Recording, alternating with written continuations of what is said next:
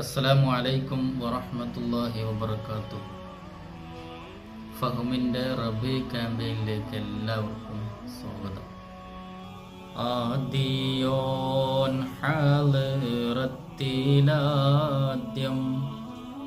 നൂറായൂദിത്ത നബിയുള്ളാഹ് ആലമാകെ പടക്കാൻ കാരണ മായ മുസ്തഫ സ്വല്ലല്ലാഹു സ്വലാത്തു വസ്സലാമു അലൈക യാ റസൂലല്ലാഹ് അസ്സലാത്തു വസ്സലാമു അലൈക യാ ഹബീബല്ലാഹ്.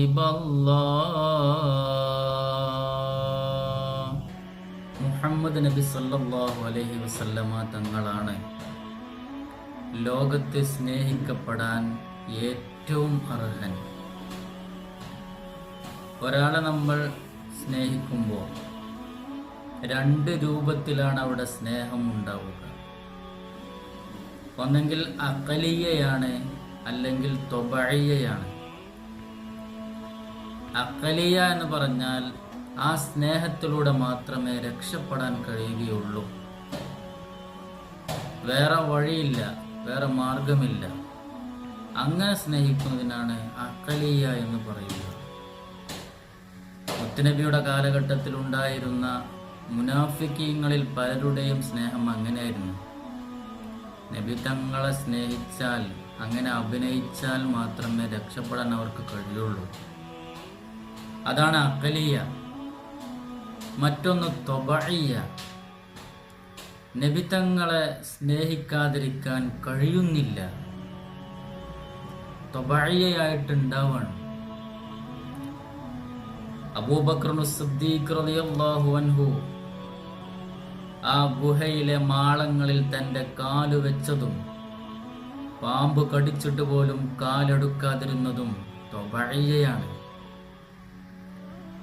മദീന മുനവ്വറയുടെ ചാരത്ത് പോയി യാ അക്രമൽ ഖുറമാ എന്ന ബൈത്ത് ഉമർ ഖാദി പാടിയപ്പോ ആ വാതിൽ തുറക്കപ്പെട്ടത് ത്വബഇയ്യയുടെ സ്നേഹമായിരുന്നു.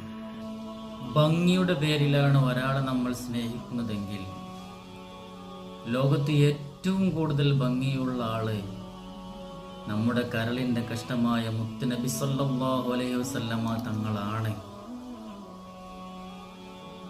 അപ്പൊ ഒരു സംശയം ഉണ്ടാവുമല്ലോ, ചരിത്രങ്ങളിൽ യൂസുഫ് നബി അലൈഹി സ്വലാത്തു വസ്സലാമിന്റെ ഭംഗി കണ്ടുകൊണ്ട് പല അത്ഭുതങ്ങളും സംഭവിച്ചിട്ടുണ്ട്. പല സ്ത്രീകളും അവരുടെ വിരലുകൾ മുറിച്ചിട്ടുണ്ട്. പക്ഷെ അത്ര സംഭവങ്ങളൊന്നും മുത്തുനബിയുടെ ചരിത്രങ്ങളിൽ ഇല്ലല്ലോ എന്ന് ചോദിക്കുമ്പോൾ നമ്മൾ മനസ്സിലാക്കേണ്ടത് മുത്തുനബിയുടെ മുഴുവൻ ഭംഗി ഈ ലോകത്ത് വെളിവാക്കിയിട്ടില്ല എന്നാണ്.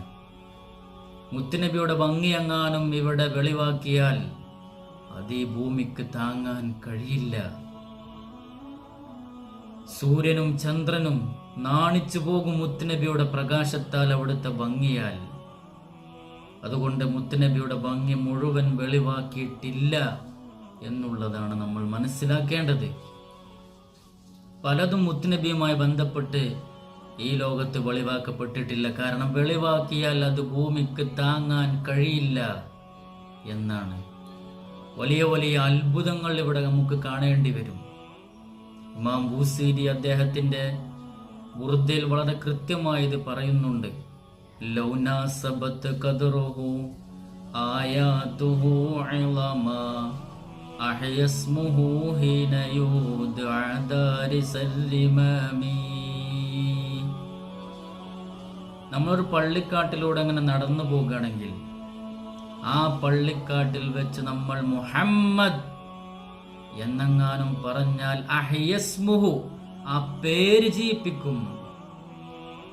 അഹയസ്മുഹു ഹീന യുദ്അ ദാരിസല്ലിമാമി. ആ പള്ളിക്കാട്ടിലെ കബറുകൾക്കുള്ളിൽ കിടക്കുന്ന എല്ലുകളും മയ്യത്തുകളും എഴുന്നേറ്റ് നിൽക്കും. മുഹമ്മദ് എന്ന വാക്കെങ്ങാനും ഉച്ചരിച്ചാൽ അതൊന്നും ഈ ലോകത്ത് അള്ളാഹു വെളിവാക്കിയിട്ടില്ല. അത്രത്തോളം വലിയ സ്ഥാനങ്ങളുടെയും വലിയ മുഅ്ജിസത്തിന്റെയും ഉടമയാണ് നമ്മുടെ മുത്തുനബി സല്ലല്ലാഹു അലൈഹി വസല്ലമ തങ്ങൾ. പരിശുദ്ധ റസൂലുള്ളാഹി സല്ലല്ലാഹു അലൈഹി വസല്ലമ തങ്ങളുടെ വിയർപ്പ് ലോകത്തിന് സുഗന്ധമാണ്, ശിഫയാണ്. അവിടെ നിന്ന് തുപ്പാൻ കാത്തു നിൽക്കുകയാണ് സ്വഹാബത്ത് വാരിപ്പുണരാൻ. അവിടുത്തെ വിസർജനം ഭൂമിയുടെ ഭക്ഷണമാണ്. ആയിഷ ബീവി റളിയല്ലാഹു അൻഹ ഒരിക്കൽ മുത്തുനബി വിസർജനം നടത്തിയ സ്ഥലത്തേക്ക് പോയി നോക്കി. അവിടെ സുഗന്ധമല്ലാതെ ഞാനൊന്നും കണ്ടില്ല എന്ന് മഹദിയായ ആയിഷ ബീവി റളിയല്ലാഹു അൻഹ പറഞ്ഞതായി കാണാം. ആ മുത്തുനബിയുടെ ദേഹത്ത് ഈച്ചയിരിക്കാറില്ല, അവിടുത്തെ ശരീരത്തിന് നിഴലില്ല. എല്ലാം കൊണ്ടും നമുക്ക് സ്നേഹിക്കാൻ അർഹനാണ് മുത്തുനബി സല്ലല്ലാഹു അലൈഹി വസല്ലമ തങ്ങൾ. ആ മുത്തുനബിയെ നല്ലോണം നമുക്ക് സ്നേഹിക്കണം. അതിരറ്റ് നമുക്ക് ആ മുത്തുനബിയുടെ സുന്നത്തുകളെ അനുധാവനം ചെയ്യാൻ കഴിയണം. അല്ലാഹു തൗഫീഖ് നൽകി അനുഗ്രഹിക്കട്ടെ.